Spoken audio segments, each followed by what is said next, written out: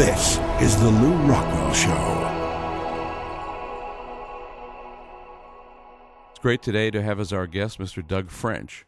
Doug is a former banker. He studied economics under Murray Rothbard, got his master's degree from Murray at UNLV. He's a longtime supporter of the Mises Institute, in fact, made possible, among many other wonderful things, our recent publication of Murray Rothbard's The Mystery of Banking, which, Doug, that book sure came out at an appropriate time. Yeah, it's wonderful when a plan comes together. I'd had somewhat of an intense fascination with the book since I first picked it up when I was studying under Murray. Found it in the library, could not find a copy to buy. So, in fact, stood in front of the copy machine feeding dimes into the library copy machine to copy the whole thing so I could have a copy, and then subsequently bought a few through online bookfinding services. Incredibly expensive, very rare volume, and due to your fine work, we've now have it on the market, I believe, for $18 a copy, and it's an extraordinary work at an extraordinary time. If anyone's confused about how banks, fractionalized banking system works, how the genesis of what we're living through has taken place, The Mystery of Banking is a wonderful volume to pick up, and it's written in Murray's typically sparkling prose. This is not a book that will put you to sleep by any means. It's just wonderfully written, like all of Murray's works. So I recommend it to everybody. Doug, you lived through the boom and the bust in Las Vegas real estate, commercial and residential. Do you want to tell us a little bit about what that was like? Yeah, absolutely. I started a banking career here in the mid-'80s when I first moved to town, and actually it was very soon after I moved to town that I decided to get a master's in economics and discovered Murray Rothbard, discovered Austrian economics, but at the same time I was working in the banking industry and was actually a real estate lender. And of course I make the case that as the boom began, really after 9/11, when Greenspan flooded the market with money, rates went down. I had customers tell me, in fact, that rates are so low, I must do something. I must borrow money to do something. And that was kind of the mindset. But I've made the case that all lenders became real estate lenders, which is what happens in a boom. You have a malinvestment, not only of money going into assets, but people who normally would be employed in more productive uses, even bankers who might normally be making loans to companies that manufactured, or maybe they had a cleaning service or whatever the service might be.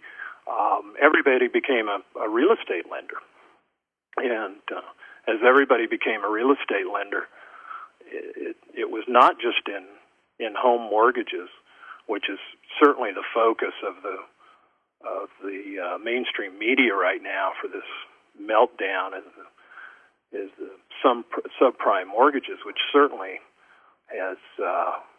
has created part of it, but it's reflected in bank lending to the raw materials, if you will, to build homes. There was tremendous bank lending on land, bank lending on lots, and on commercial projects as well, income properties. I think what's being missed right now is the fact that there's been billions of dollars lent into commercial projects that are really dependent on the housing boom. There was contemplation that building companies needed more office space, how home builders need more office space, title companies needed more office space, appraisers, you name it, were all dependent on the housing boom. And so there's been a tremendous amount of lending to all of those real estate sectors in Las Vegas, Phoenix banks, Central California banks, Atlanta, Florida, all the hot spots have concentrated their balance sheets and their loan production on real estate loans. Of course, the first tipping point was when people couldn't pay back their subprime mortgages, and now you're going to see it roll backwards to, and I think one of the reasons Lehman Brothers failed was they had very large investments in real estate projects in Central California, and Lehman, in fact, was a very active lender in Las Vegas for very large projects on the Las Vegas Strip. So it's really more widespread than just the subprime meltdown, and of course banks in Vegas. We've had 2 bank failures to this point of local banks in Las Vegas, and I'm sure there'll probably be more to come. But it's just indicative of what the Austrians taught us, what Murray Rothbard taught us, what Ludwig von Mises taught us. You have this classic boom that is created, and now fueled by cheap money, and now it's these malinvestments are being liquidated. Doug, you correctly ascribed this whole business to Alan Greenspan and company turning on the monetary hydrant. But how do fractional reserves, how do the structure of the way banks are actually organized, how does that play into such a bubble? Well, I think a lot of people don't realize that how a bank balance sheet is structured, and they believe that that this is all just capital that was put up by the founders of a bank and is lent out. But what happens is, bank raises capital, and on top of that, they take in deposits.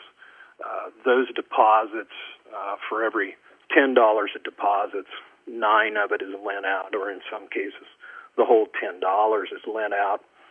And as that money's lent out, those people that borrow that money, they deposit it in their bank. Their bank takes that $10 deposit and then turns around and lends out $9 of it, and so on and so forth. And so you can see very quickly how this pyramids into a structure that is really unworkable. And whether it was real estate or whether it would be tulip bulbs or high-tech stocks or whatever it may be, this is a very feeble structure that when the debts can't be paid, then it's going to come crashing down. And I think that a lot of people just don't realize if you had a bank who's, just for simplistic terms, had $100 in loans, and that was the asset side of their balance sheet, and they had capital of $10 or 10% of that, you can see very quickly that even if they just had 20% of their loans in real estate, say $20, and they lost 50% of that, as that would translate into losses to capital, it would completely wipe them out. And that is the central issue with fractionalized banking. There is no room for error. When you have this cluster of errors that's created through these malinvestments that Mises and Rothbard were so clear in describing, it is very quick that the banks feel the brunt of this. And that's really what's going on. You've got 2 things happening with the WAMUs or the Wachovias. No matter how big those operations are, as they take losses, they're losing capital. That's one issue. And then the other issue is, of course, no matter how big a bank is, if everybody shows up to get their money, they certainly don't have the money there because they've lent it all out. I remember Murray would always cheer the scenes of runs on banks in old westerns and Count of Monte Cristo and similar movies and novels. because he thought that in a system without central banking, this would be the one way to keep the banks in line, that they would constantly be worried about people coming to get their money and therefore would not be able to expand at too great a pace. Yeah, that's exactly right. Banks would not be able to expand if they were constantly under the threat of bank runs. And, he makes the point in numerous articles that long periods of no bank failures is not healthy at all, but in exactly the opposite.